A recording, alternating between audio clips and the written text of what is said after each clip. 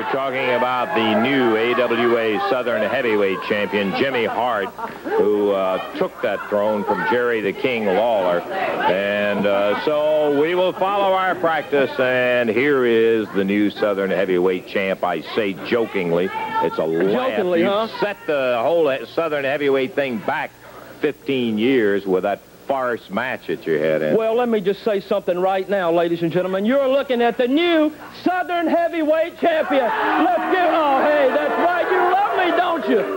Well, you know what? I feel so good. You know, in music, I had a gold record, right? Yeah. And now in wrestling, this is the best thing. Look, the cameramen are so asleep, they can't even get a shot of the belt. Here, boys, let me help you out. Look at this jewel, baby. It's Jimmy Hart's forever. I am the Southern Heavyweight champion, and I'm going to stay the Southern Heavyweight champion. What do you think about that, Russell? Well, I hear you talking, Jimmy, but that doesn't really have anything to do with the fact that the way you won it in a completely loaded match, it was incredible it should have been, and you do have the Southern Heavyweight belt. You've added that to the family collection. Well, let me just say this. The family is the greatest thing that ever happened in professional wrestling. I am the greatest thing that ever happened in professional wrestling. Lawler is finished. He's washed up. You know, once there was a Jackie Fargo, and he was sitting high on the crown here in town, and everybody thought he was the greatest thing. And then came along a smart punk by the name of Jerry Lawler, and he knocked him right off. Well, now, Lawler, your day has come, brother, because there's a smart punk on the scene now named Jimmy Hart. I am the new Southern Weight champion. You don't even have enough fans anymore, baby, to pack a phone booth, and that's all I got to say. Yeah, well, I want you to stand right here.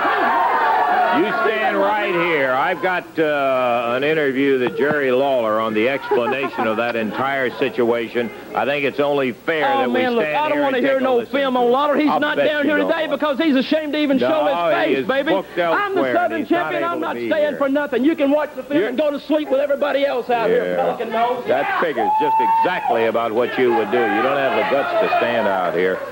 Let's take a listen in a bizarre situation that Jerry Lawler... Well, I would imagine that by now, Jimmy Hart is strutting all around the TV station there with the Southern Heavyweight Championship belt around that little skinny waist of his. Mighty happy that he is the new champion. And I would imagine that everybody is wondering just exactly how this happened. And I've been asking myself that same question all week long, but I'd like to take just a second here to explain, or try to explain a little bit of how it did take place. You see, a few weeks ago, the promoters came to myself and Bill and several of the other wrestlers around the area, and they asked them if you could have any kind of match that you wanted with any kind of stipulation involving any other wrestler, what would be the match that you would want? What would be your dream match?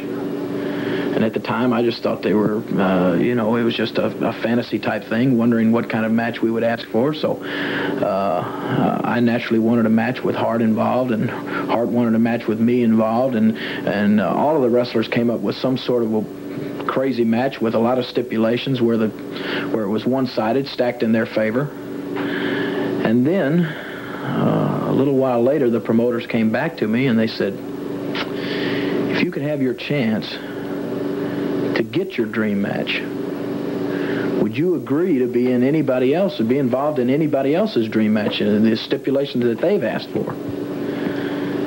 Well, I had to think for just a second, and I said, yes, I would.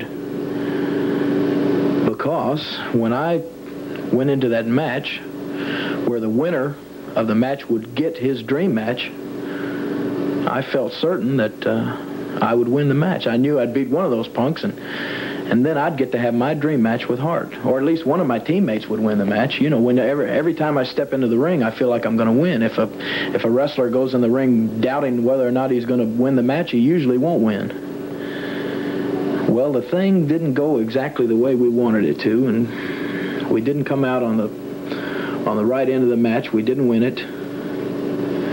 And so, because I had previously agreed, I had to go into the ring in Hart's dream match. And I had to wear I had to put boxing gloves on, to where if I did get to hit him, it'd be a padded blow. And I was against Hart, and the Southern Heavyweight Championship belt was at stake. But to top it all off, Kevin Sullivan and Wayne Farris were the two referees.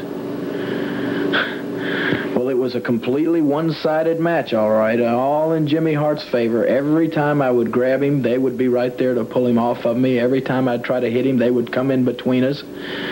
I realized I didn't have a chance about halfway through the thing, and I even tried to hit one of them to get disqualified, but no, he didn't disqualify me, and that's how I wound up losing the Southern Heavyweight Championship. Well, let me tell you something, Hart.